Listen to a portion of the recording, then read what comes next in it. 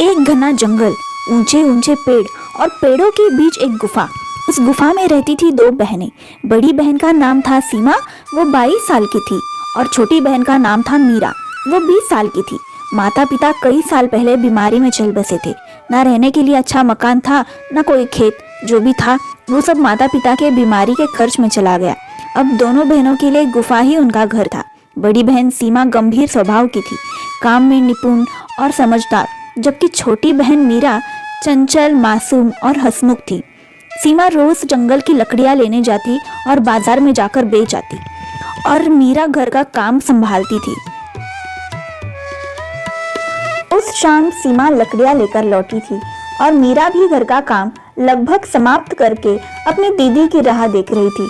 सीमा लकड़ी का गट्ठर रखे आंगन में आई और बोली, देख मीरा, आज का गट्ठर बहुत भारी है।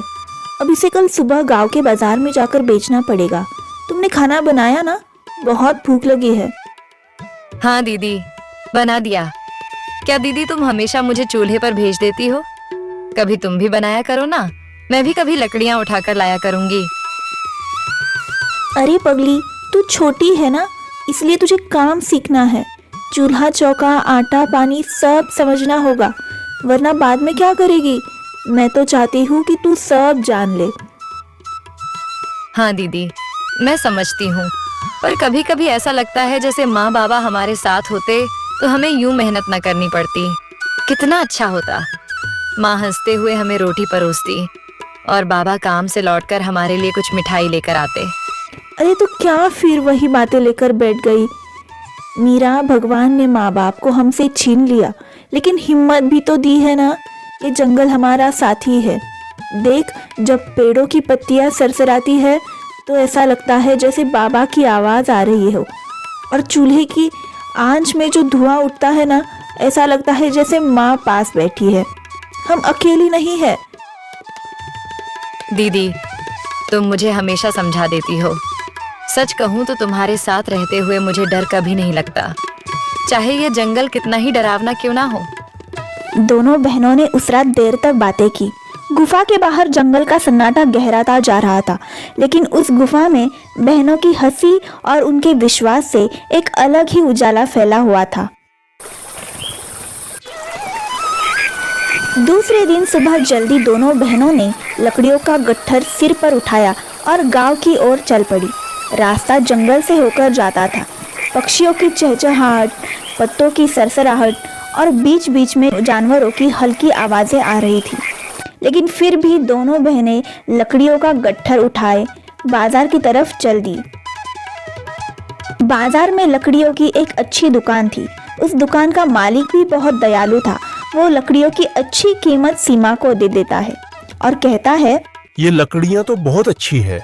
तुम जंगल के बहुत अंदर तक जाती हो क्या लकड़ियाँ लेने के लिए? हाँ चाचा, हम दोनों अकेली और अनाथ है, जंगल की एक गुफा में रहती है, इसीलिए घर चलाने के लिए अच्छी से अच्छी लकड़ियाँ मैं लाती हूँ ताकि अच्छी कीमत मिल सके। देखो बेटी, तुम्हें अगर तुम्हारी परेशानी का हाल चाहिए तो तालाब के पास वाली लकड़ी लाओ। उसकी कीमत बाजार में बहुत ज्यादा है। सुना है तालाब के पास वाली लकड़ी की कीमत 10 सोने के सिक्के तक है। लेकिन यह काम इतना आसान नहीं है, वहां तक जाना इतना आसान नहीं है। वह तालाब जंगल के बहुत अंदर है, और सुना है उस तालाब के पानी में एक चुड़ैल भी रहती है। ठीक है चाचा, चलते हैं। आपका बहुत बहुत शुक्रिया।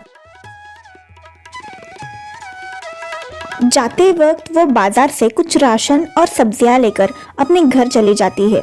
जाते समय पूरे रास्ते सीमा उस तालाब के बारे में ही सोच रही थी। घर पहुंचकर दोनों बहनें खाना बनाने लगती है। तब मीरा अपनी बहन से पूछती है, दीदी, आज आप कहाँ जाने वाली हैं लकड़ी लेने? ज्यादा जंगल के अंदर तो नहीं जाने वाली ना? क्या मैं भी आपके साथ चलूं? नहीं नहीं मीरा, तुम यही रुको, मैं अच्छी लकड़ी लेकर आ जाऊंगी। मुझे तालाब के पास वाली लकड़ी लानी है। अगर एक बार भी उस लकड़ी को बेच देंगे ना, तो एक अच्छा घर हम गांव में खरीद सकते हैं। लेकिन दीदी, उस तालाब में चुड़ैल रहती है। आप अकेली नहीं जाएंगे, मैं भी आपके साथ चलूंगी। मीरा बहुत जिद करती है। तब सीमा कहती है, ठीक है मीरा, खाना खाने के बाद हम चलेंगे। दोनों बहनें जल्दी से खाना खाकर तालाब की तरफ निकल पड़ती है।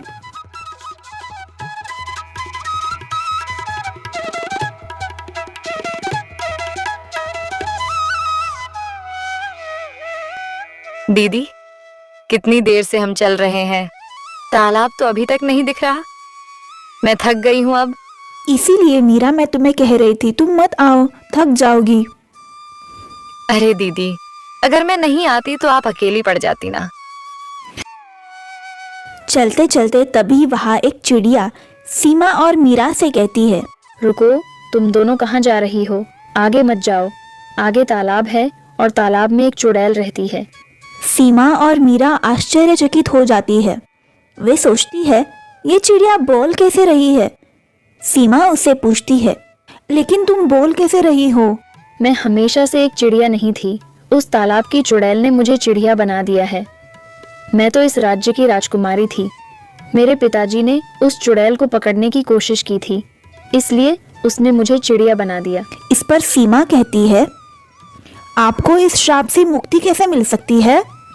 जब मैं इस तालाब का पानी पीऊंगी तभी मुझे इस श्राप से मुक्ति मिल जाएगी, लेकिन उस तालाब का पानी लाना नामुमकिन है। तुम अगर उसे हाथ भी लगाओगी तो भी जल जाओगी, क्योंकि वह तालाब भी जादुई है। मीरा बहुत डर जाती है, लेकिन सीमा आगे बढ़ती है। चलते चलते वे उस तालाब के पास पहुंच जाती है। उसके पीछे पीछे मीरा और वो चिड़िया भी आ जाते हैं। उन सबको आता देख तालाब की चुड़ैल बाहर आ जाती है और कहती है, तुम क्यों आई हो यहाँ? अगर अपनी जान बचाना चाहती हो तो चली जाओ यहाँ से। मुझे इंसानों की गंध से नफरत है। चली जाओ, वरना तुम्हारा भी यही हाल करूंगी जैसा इस राजकुमारी का किया था। चली जाओ। सीमा कहती है, देखिए मैं और मेरी ये बहन, हम दोनों अनाथ हैं। इस जंगल की एक गुफा में रहती है और घर चलाने के लिए जंगल की लकड़ियां काटकर बेचती है। हमें पता चला कि इस तालाब के पास वाली लकड़ियां बहुत कीमती है और इनका बाजार में भी बहुत दाम है, इसलिए हम यहाँ लकड़ियां लेने आई थी ताकि हम हमारी गरीबी से मुक्ति पा सके और गांव में एक अच्छा घर भी खरीद सके। आते वक्त रास्ते में ये चिड़िया मिली और उसने हमें पूरी सच्चाई बताई और मैं इस चिड़िया को आज़ाद करवाना चाहती हूँ, इसलिए आप जो कहेंगी मैं वो सब करने के लिए तैयार हूँ। तुम्हें क्या लगा मैं इसे इतनी आसानी से छोड़ दूंगी? कभी नहीं। इसके पिता ने मुझे यहाँ से निकलवाने के लिए क्या कुछ नहीं किया।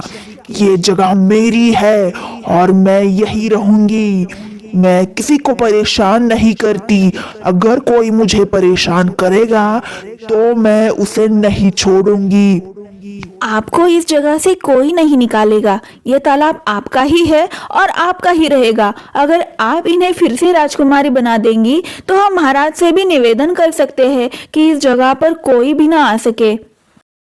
ठीक है, अगर मेरी 3 पहेलियों का सही जवाब तुमने दे दिया तो ही इस तालाब का जल तुम ले जा सकती हो और इस तालाब का जल पीकर वो फिर से राजकुमारी बन जाएगी। पहली पहेली, मैं दिखता नहीं पर महसूस होता हूँ। मैं बिना छुए मार भी सकता हूँ। बताओ बताओ मैं कौन हूँ? इस पहेली का जवाब है डर। सही जवाब। अब दूसरी पहेली सुनो। मैं रोज आता हूँ लेकिन कभी ठहरता नहीं। मैं आता भी हूँ और जाता भी हूँ पर कभी लौट कर नहीं आता। बताओ मैं कौन हूँ? इस पहेली का जवाब है समय। सही जवाब। अब तीसरी और आखिरी पहेली। अगर इसका जवाब तुमने सही से दे दिया तो ही इस तालाब का जल तुम ले जा सकती हो। सुनो, मैं जिंदा नहीं हूँ फिर भी रोज मरता हूँ। मेरे बिना कोई सो नहीं पाता और मेरे साथ कोई जाग नहीं पाता। बताओ मैं कौन हूँ? अब सीमा थोड़ी सोच में पड़ जाती है क्योंकि ये थोड़ी मुश्किल पहेली थी, लेकिन मीरा झट से जवाब देती है। वो कहती है, रात। बढ़िया। आज तक कोई भी मेरी तीनों पहेलियों का जवाब नहीं दे पाया है। ले जाओ, जितना तालाब का पानी ले जाना चाहती हो ले जाओ, पर याद रखना यहाँ वापस कभी मत आना। क्या मैं यहाँ की थोड़ी लकड़ियाँ ले जा सकती हूँ? तुम्हें अब लकड़ियाँ ले जाने की कोई जरूरत नहीं पड़ेगी लड़की। सीमा और मीरा कुछ समझ नहीं पाती। वो थोड़ा जल लेकर उस चिड़िया को पिला देती है। जैसे ही वो जल वो पीती है, वो एक सुंदर राजकुमारी में बदल जाती है और कहती है, शुक्रिया, तुम्हारा बहुत बहुत शुक्रिया, तुमने मेरी जान बचाई। सीमा चुड़ैल को भी शुक्रिया कहती है और सब वहां से निकल जाती है। वे सब गुफा की ओर चल पड़ी। चलते चलते वे तीनों अब थक चुकी थी, लेकिन एक दूसरे को हौसला देकर वे सब आखिरकार गुफा में पहुंच जाती है। सीमा राजकुमारी से कहती है, आइए राजकुमारी, थोड़ी देर आराम कर लीजिए और फिर हम सब राजमहल चल देंगे। ठीक है सीमा। वे सब अंदर चले जाते हैं, लेकिन अंदर जाने के बाद का दृश्य देखकर वे सब हैरान और आश्चर्यचकित हो जाती है, क्योंकि बहुत सारा सोना वहां पड़ा होता है। सीमा कहती है, अब मुझे समझ आया कि वो चुड़ैल कह रही थी कि अब लकड़ियां ले जाने की मुझे जरूरत नहीं है। इसका मतलब है वो कोई बुरी चुड़ैल नहीं थी। मीरा कहती है, हाँ दीदी, सही कहा आपने। सीमा और मीरा वो सारा सोना एक कपड़े में लपेट कर रख देते हैं और थोड़ी देर आराम करने के बाद फिर राजमहल जाने लगते हैं। चलते चलते वे गांव के चौपाल तक पहुंच जाते हैं। गांव के सारे लोग चौंक जाते हैं। तब एक चाचा आगे आकर पूछते हैं, राजकुमारी जी, आप कहाँ थी इतने दिन और जंगल की तरफ से कैसे आ रही है? तब राजकुमारी सारी कहानी गांव वालों को बताती है। जब पिताजी ने जंगल के तालाब की चुड़ैल को वहां से निकालने की कोशिश की थी, तब उस चुड़ैल ने मुझे एक चिड़िया बना दिया था। पूरे 3 साल से मैं उस चिड़िया के रूप में वहां रह रही थी, बस एक उम्मीद लेकर कि कोई तो आएगा और मुझे यहाँ से आज़ाद कर देगा। और फिर आज यह दोनों बहनें वहाँ आई। दोनों बहुत साहसी और समझदार हैं। आज इनकी बुद्धिमानी और सूझबूझ की वजह से मैं फिर से राजकुमारी बन पाई हूँ। गांव वाले सीमा और मीरा के हिम्मत की दाद देते हैं। तुम दोनों ने बहुत अच्छा काम किया है, जो पूरे गांव में किसी से नहीं हो पाया, वह तुम दोनों बहनों ने कर दिखाया है। शाबाश। और वो तीनों वहां से राजमहल की तरफ निकल जाती है। राजमहल के सारे सैनिक राजकुमारी को देखकर आश्चर्यचकित हो जाते हैं। राजकुमारी महल के अंदर पहुंच जाती है। उसके पिता उसे देखकर भावुक हो जाते हैं। राजा, रानी और उनके 2 बड़े बेटे अपनी बहन को देखकर बहुत खुश हो जाते हैं। राजकुमारी सारी हकीकत महाराज को बताती है, कैसे सीमा और मीरा ने उसे बचाया और फिर से राजकुमारी बनाया। महाराज सीमा और मीरा की हिम्मत की दाद देते हैं। वे बहनों की होशियारी देखकर बहुत प्रसन्न हो जाते हैं और कहते हैं, आज सिर्फ तुम दोनों की वजह से मेरी बेटी मुझे वापस मिल गई। मेरी बेटी को वापस लाने के लिए मैंने आज तक कितने प्रयास किए, लेकिन उस चुड़ैल ने मेरी एक नहीं सुनी। लेकिन आज तुम्हारी वजह से मैं उसे फिर से देख पा रहा हूँ। मैं बहुत प्रसन्न हूँ। मांगो, तुम्हें जो चाहिए वह मांगो, मैं तुम्हें सब कुछ देने के लिए तैयार हूँ।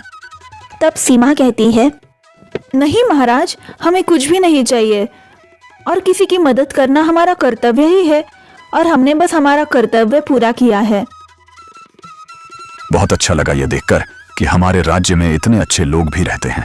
देखो बेटियों, मेरे दोनों बेटों के लिए मैं ऐसे ही होशियार और समझदार रानियों की तलाश कर रहा था और आज मुझे वह मिल गई है जो आगे चलकर इस राज्य को और अच्छा बनाने की हिम्मत रखती है। सीमा और मीरा को कुछ समझ नहीं आ रहा था, लेकिन राजमहल में शादी की तैयारियां अब शुरू हो चुकी थी।